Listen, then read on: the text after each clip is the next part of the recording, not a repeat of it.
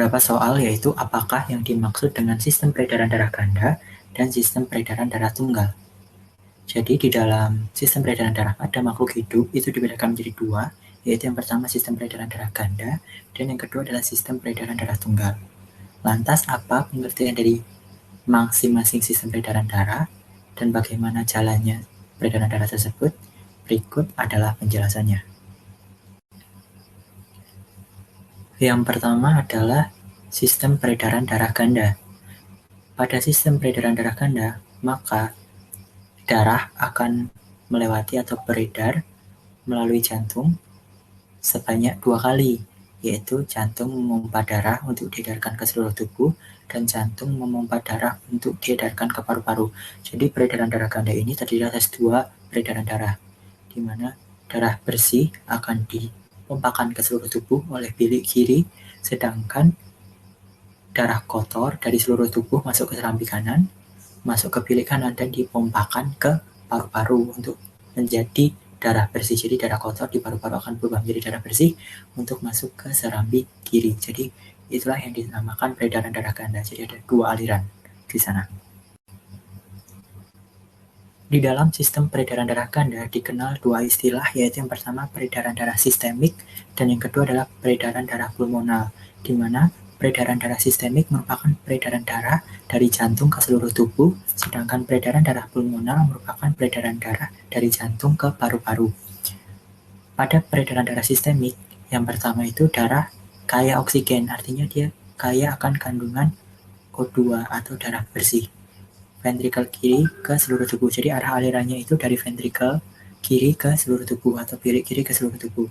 Sedangkan di dalam seluruh tubuh itu tadi, di jaringan-jaringan tubuh, oksigen dari darah bersih akan bertukar dengan CO2 dari jaringan tubuh, sehingga nanti darah akan kembali ke jantung kaya akan CO2.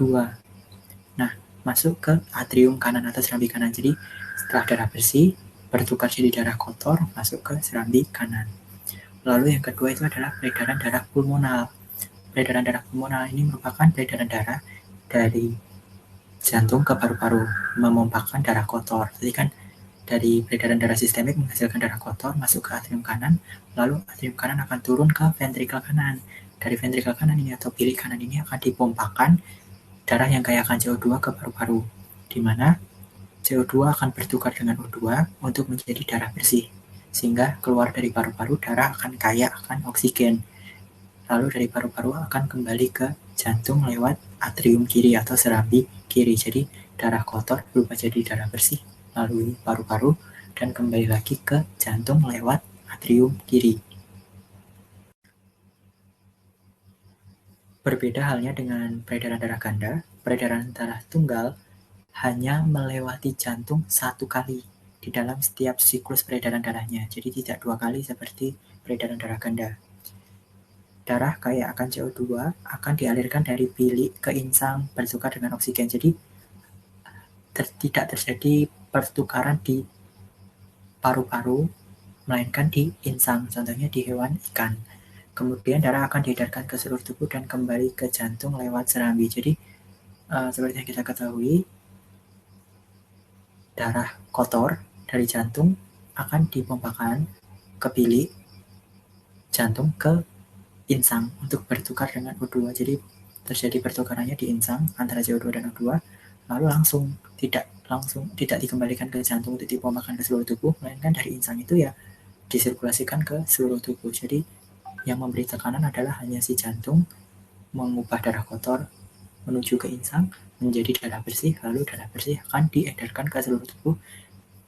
Baru nanti darah bersih itu kan setelah seluruh tubuh jadi darah kotor, masuk lagi ke jantung lewat serambi. Jadi itu perbedaannya. Kalau peredaran darah ganda melewati jantung 2 kali, kalau peredaran darah tunggal itu hanya melewati jantung 1 kali di setiap siklus peredaran darahnya.